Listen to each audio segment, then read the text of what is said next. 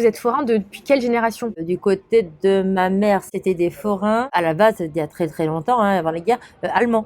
Mon arrière, il avait un ménage de chevaux de bois, il y avait les balançoires que tu faisais le tour, tout ça. Côté de ma mère, mais maternelle, eux, c'était plutôt des gens du voyage, tu vois, des gens qu'à l'époque, ils faisaient la peau de lapin, les rempailleurs de chaises. C'est un beau travail, hein, parce que bon, bah, il en reste encore dans la famille de ma grand-mère qui en font. Du côté de mon père, son père, bah, c'était du forain. Du côté de sa mère, c'était pas du tout des forains, c'était des sédentaires. Des sédentaires. Ouais.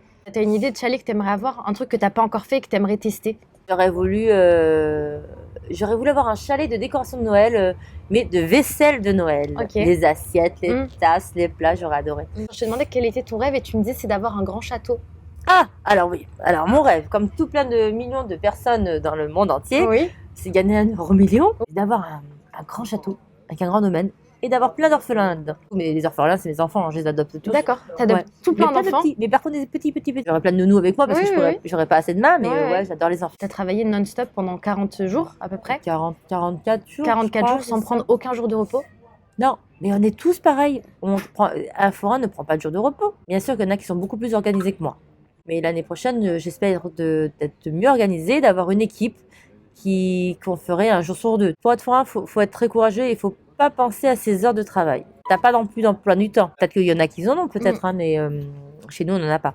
Si tu te lèves le matin, si tu devais aller en commission et que finalement tu as une panne au camion ou quoi que ce soit, donc c'est le mari qui va y aller, bien sûr. Tu as toujours la femme qui fait son rôle d'accompagnatrice. Pourquoi tu dis que la femme elle a son rôle d'accompagnatrice? C'est le bras droit, si tu veux. Tu as le mari qui fait tout ce qui est manuel, tu as la femme derrière qui fait tout ce qui est téléphone, elle s'occupe de tout l'intérieur du ménage.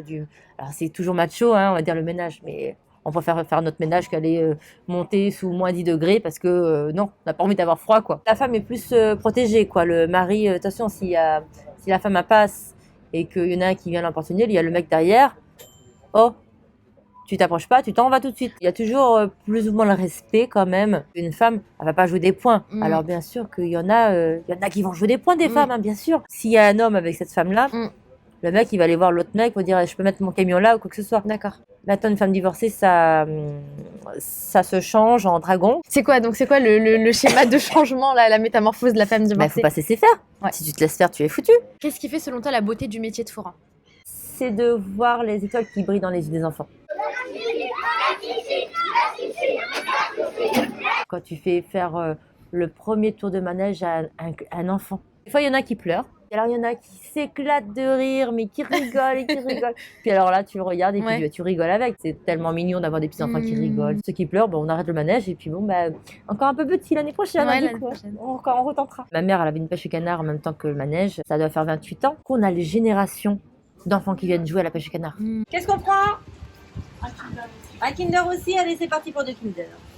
Tu pourrais avoir la vie d'un sédentaire, ça t'attirerait? Je sais pas si je pourrais rester sur place autant de temps. On a un petit peu la bougeotte chez nous. Hein. Ça, c'est nos bénis gourmands.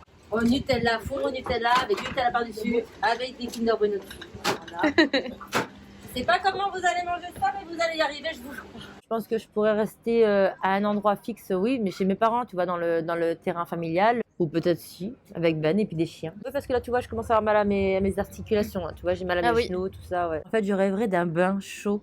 Qu'est-ce que la Laurie de maintenant dirait à la Laurie de 19 ans? Profite, parce que tu sais pas dans quelle merde tu vas y être. Je trouve que t'as pas assez profité.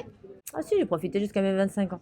Et après 25 ans? Je me suis mariée. Je suis très contente d'avoir été quand même mariée parce que ça te permet d'ouvrir les yeux sur certaines choses, mais surtout d'avoir eu mon fils. Parce que je pense que j'aurais pas été mariée, je serais vieille fille. Pourquoi le mariage, c'était pas quelque chose qui t'attirait forcément? Ah si, à 20 ans tu te maries, à 22 ans tu as ton premier enfant, à 30 ans tu as les 3, et après tu achètes le chien, le terrain, et après ça y est. C'est la magie de la chose qui te faisait rêver. D'avoir une vie de famille. Ça t'a appris beaucoup d'avoir un fils? Oui, d'être un peu plus patiente. Je me suis rendu compte aussi que je ne passais pas assez de temps pour moi en ayant mon fils. Pour nous, pour moi et lui. Toute la semaine il est à l'école. Oui. Quand je suis au travail, il est au travail aussi en fait.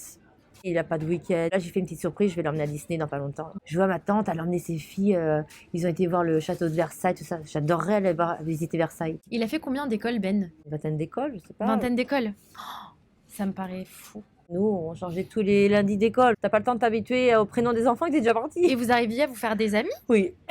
On était le bouc émissaire. Mais vous avez une machine à laver? Ben oui. Mais vous avez un lit? Ben oui. On a une chambre aussi, on a des jouets. Vous les aviez dans une caravane du coup? Ah, bien sûr. On était chez nous 2 mois dans l'année. Tout le reste du temps, tu vivais dans une caravane. C'est ça. De Une combien grande. Une grande de combien de mètres carrés? 25 mètres carrés, je pense. Dedans, tu cases une chambre d'enfant, une salle de bain, une chambre parentale, le salon, la cuisine. Et c'est parti. Notre tournée, c'était la Normandie, du coup, jusqu'à Cherbourg. On allait sur la région parisienne, Dreux ou Rambouillet. Après, on descendait jusqu'à Salbris, à côté de Bourges. On allait jusqu'à La Rochelle. Et t'aimais cette vie quand t'étais jeune, cette vie Ah où tu ouais. bougeais tout le temps? Ah bah, t'avais tes copains, tes copines, tu savais que t'allais les retrouver là-bas, là-bas. Tu retrouvais quand même des gens dans les écoles où tu Ah passais. oui, oui. Il y avait quand même une certaine routine donc tous les ans. Nous, on a eu nos habitudes comme ça. Maintenant, il y a des forains, ils prévoient pas trop. Ils vont là où est-ce que le vent les porte. Tes amis, Ouais. ce sont tous des forains foraines? Oui. On sait qu'on n'est pas toujours disponible. Après, si, j'ai une copine qui est sédentaire, elle est kiné. Est-ce que tu trouves que les sédentaires ont une mentalité particulière et différente de la vôtre? Tout dépend du sédentaire. Si c'est quelqu'un qui est chef d'entreprise, on va voir les mêmes choses. Si c'est quelqu'un qui n'est pas chef d'entreprise et qui est employé, on voit pas les mêmes choses. La journée d'une foraine, comment ça s'organise? Tu te lèves de chez toi, tu prends ton petit déjeuner vite fait, tu ramasses l'intérieur de chez toi, tu te mets des vêtements de travail. Tu sors dehors, tu enlèves ton courant, tes tuyaux d'eau, les tuyaux d'écoulement, tu refermes tes rallonges de ta caravane si tu as une caravane avec des rallonges. Tu montes dans ton camion, tu le fais chauffer, tu attends Donc que l'air t'as ta elle monte. caravane et Oui. t'as ton camion. C'est ça.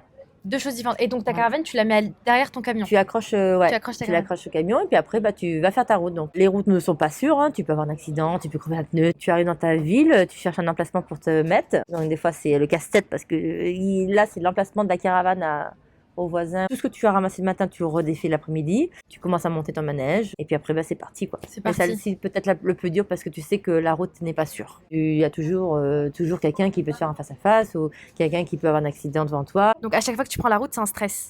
C'est un stress, oui. C'est ton habitation, c'est là où est-ce qu'il y a ton lit, ta douche, tout ça. C'est la fin de cette interview avec Laurie, la reine des chichis. Laurie, la reine des chichis, c'est moi. Ciao, bye bye. Ciao, À bye bye, bientôt. à bientôt. Et on verra bien ce que Laurie va faire du coup après. Je vous tiens au courant. Elle nous tient au courant. Je Oh, me mais qu'est-ce que ressens. j'ai fait comme bêtise? Test micro, test micro. Non mais attends, là ils se barrent en cacahuète. Pourquoi Tu il sais ce qu'on va ouais. faire? C'est bon, c'est bon. T'as déjà fait ça ou pas? Oh, on parle pas comme ça, nous. Nous ne parlons pas comme ça. J'ai rien pour les dents? Non, Ah, t'arrêtes. il faudrait un chauffage. Oh là, toutes les questions que tu vas me poser.